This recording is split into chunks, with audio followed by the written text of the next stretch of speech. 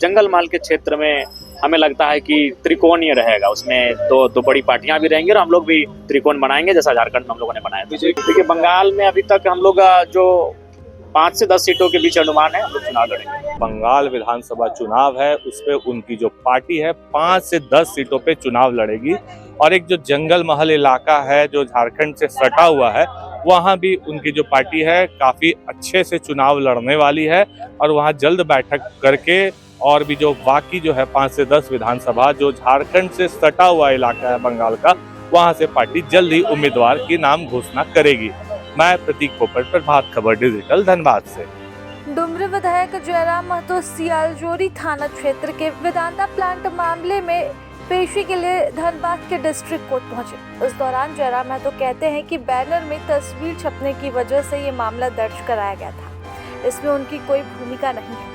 इस दौरान जब पत्रकारों ने उनसे बंगाल चुनाव पर सवाल पूछा तो वो कहते हैं कि जेएलकेएम करीब 5 से 10 सीटों पर चुनाव लड़ने की तैयारी कर रही है। वो कहते हैं कि जेएलकेएम जंगल महल समेत झारखंड से सटे इलाकों में प्रत्याशी देगी। लेढ़ी डुमूर और विनोद बिहारी चौक में सांसद ढुल्लू महतो पर जमीन कब्जा करने का आरोप पर भी उन्होंने प्रतिक्रिया दी। जंगल महल का जो प्रमंडल है उसमें हमारी उपस्थिति जोरदार रहेगी और वहाँ हमारा संगठन का विस्तार भी ठीक ठाक हुआ है और लोगों की जो फीडबैक है उसको भी हम लोगों ने प्राप्त करने का प्रयास किया है। हमें लगता है कि वहाँ हम लोग अच्छा स्थिति में रहेंगे। कौन रहेंगे प्रत्याशी वहाँ? देखिए प्रत्याशी के लिए आज हम लोग 3 दिन का इंटरनल टीम वहाँ भेजे हैं, उनका रिपोर्ट हमें लगता है आज शाम या कल तक आ जाएगा और उनके रिपोर्ट के आलोक में हम लोग प्रत्याशी की घोषणा करेंगे। कोई राजा है वहाँ के, वो भी आपकी पार्टी में जुड़े? जी आए हैं।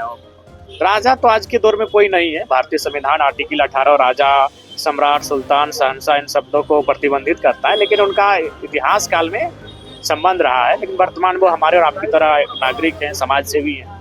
पार्टी का नाम आप रखते हैं? एक्चुअली वो जो हिस्सा है उसको हम लोग झारखंड ही मानते हैं। जो आंदोलन धनबाद में हुआ है, जो आंदोलन बोकारो में हुआ है, वही आंदोलन पुरुलिया में हुआ है। हमें लगता है इसी के तर्ज पर वहाँ भारी संख्या में आज भी आंदोलनकारी हैं जो अपने मान सम्मान के लिए संघर्ष कर रहे हैं, तो इसलिए उसको हम लोग कभी बंगाल का हिस्सा नहीं माने हैं।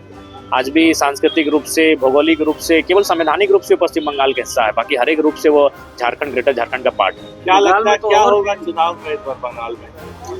अब देखिए बंगाल बहुत बड़ा क्षेत्र है और हम लोग तो भी छोटे नेता के रूप में हैं, तो विशेष हम लोग नहीं कर सकते। 294 बहुत बड़ी सीटें, बहुत बड़ा बंगाल, लेकिन हम लोग जंगल महल के क्षेत्र में हमें लगता है कि त्रिकोणीय रहेगा, उसमें दो बड़ी पार्टियां भी रहेंगी और हम लोग भी त्रिकोण बनाएंगे जैसा झारखंड में हम लोगों ने बनाया था। बीजेपी वाली भी कॉन्फिडेंस में काफी दिख रहे हैं, तो टक्कर किससे रहेगी, टीएमसी से या बीजेपी से? देखिए हमारी टक्कर दोनों से रहेगी, सीट के अनुसार रहेगी। उस सीट की वर्तमान जो नेता है उनकी जो उपस्थिति है उनके अनुसार रहेगी। कितने सीट पे लड़ रहे हैं बंगाल में फिलहाल? देखिए बंगाल में अभी तक हम लोग जो 5 से 10 सीटों के बीच अनुमान है हम लोग चुनाव लड़ेंगे। जी आज सियालजोरी का एक मामला है जिसमें वहाँ के स्थानीय लोगों ने कंपनी के खिलाफ एक धरना प्रदर्शन किया था और उसी मामले में कंपनी के द्वारा एक एफआईआर किया गया है और हम पर मेरा नाम केवल इसलिए नामजद किया गया क्योंकि उस बैनर में हमारी तस्वीर थी। उस आंदोलन में हमारी उपस्थिति भी नहीं थी, वो ग्रामीणों का, रैयतों का आंदोलन था। तो इस मामले में अब तक कितनी पेशी हो चुकी है और क्या हमें लगता है कि इसमें लगभग 3-4 पेशी हो चुकी है और हमें लगता है कि माननीय न्यायालय का जो निर्णय है उसका हम लोग हमेशा स्वागत करते रहे हैं और उम्मीद है कि ये जो सही है उसी विषय में निर्णय भी आएगा। प्रभात खबर.com, विश्वास वही, रफ्तार नहीं।